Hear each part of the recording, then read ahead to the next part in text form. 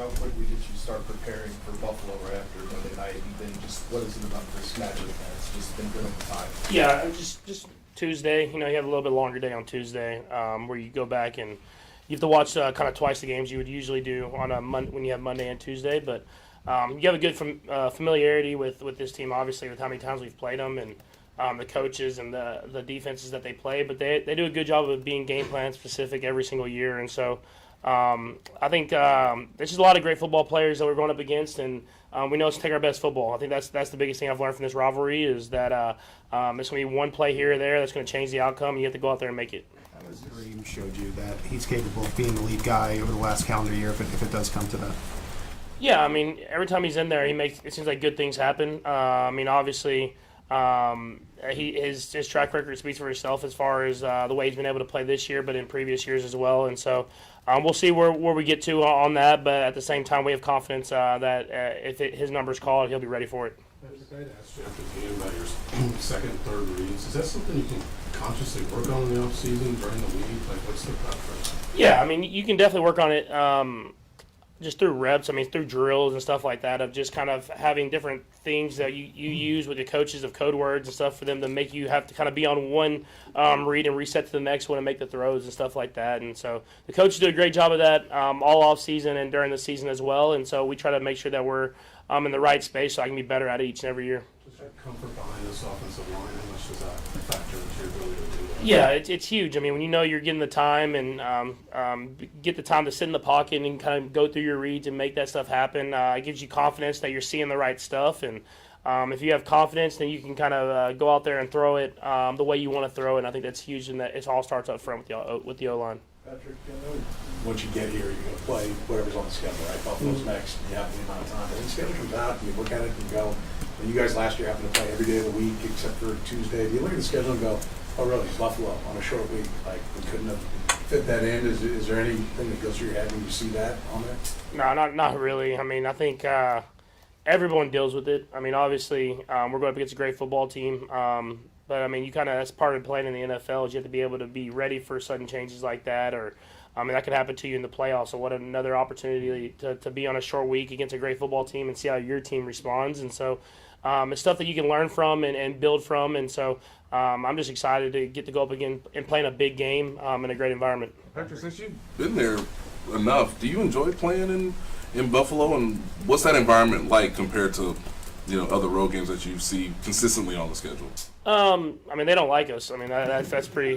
They do not like the Chiefs. But I mean, it is a cool environment. I love playing in like historic stadiums, and that stadium has had so many great players play in it. And who knows, it might be the last time that we get the opportunity to play there. It'll be a great challenge for us, and they're loud, and that's what you want. You want to go in and be in a hostile environment. That's what football. When you watch on TV as a kid growing up is the environments you want to play in. And so obviously they're not rooting for us, but you get to bond together as a team and get to go into a historic stadium and play in a great environment. The rivalry's been unique, and it seems like they always get the regular season and you guys get the better of them in the playoffs. And what do you make of that uniqueness, I suppose? I don't know, honestly. I mean, all the games come down to like one. I think other than like two games that we've played against each other, every single game comes down to like one play here or there that someone has to make, if that's offense, defense, whatever it is. And so I think it just comes down to players making plays in big moments, and that's kind of worked out for us in the playoffs and worked out for them in other times. To me, it's just about the next time. It's about going out there and playing against a great football team and knowing that it's not like we can think that's going to happen again. You get to go out there and play with your best ability that next time you get the opportunity to. Hey Patrick, as a quarterback, when you're watching Josh Allen, is there something he does that you watch and go, man, I wish I could do that like he does, or something impressive that? No, I mean, to be that size and be able to move like that. I mean, I think he's done so many great things as far as throwing the football and stuff like that. But the way he's able to extend plays and get close to the sideline and make these big time throws down the field, that stuff is special. And so. He's gotten better and better each and every year. I think that's something that I've seen in him, and so that's something I try to do for myself as well. And so he's a great football player. Patrick, what stands out to you about this Bills defense on tape? Yeah, I think they're extremely talented. They're extremely well coached. They do the right thing. They're always in the right spot. It's not like they have any busted coverages or anything like that. And then they have a good sense of what you're trying to do. So if that's even the linebackers moving to the right zones at the right time, or DB's kind of the same, or D lineman even getting the hands up and being in the right spot, that you want to throw the football. They do a great job of that, and I mean they're well coached. And they have a lot of great football players, and so it's always a great challenge for us. And you have to make sure that you're locked in the entire game, or they're gonna capitalize on your mistakes. And when you go into a hostile environment like that, what type of mentality do you have to have on that field?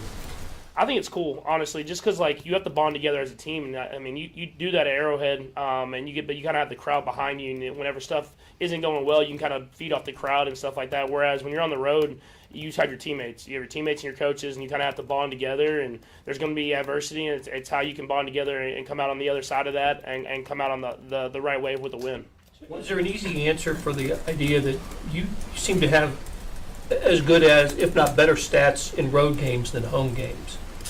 I think it's just like I said, you kind of you go on these trips, and like even more than the football games, just being on the plane and then being in the hotel and stuff like that. You kind of build this culture and this team, and so it's cool whenever you step on that football field, and everybody's against you, and you know you just have your brothers behind you, and it takes everybody, and I think it's just been special that we've been able to do that, play these road games and win these games. It's because this team comes together, and we go out there and play our best football, even on the road sometimes. One of the things that's a thread with your losses in the regular season for the Bills has been turnovers. You guys have been high minus in most of those games, and not all turnovers are the same. Sometimes you get got, sometimes the ball just bounces the wrong way.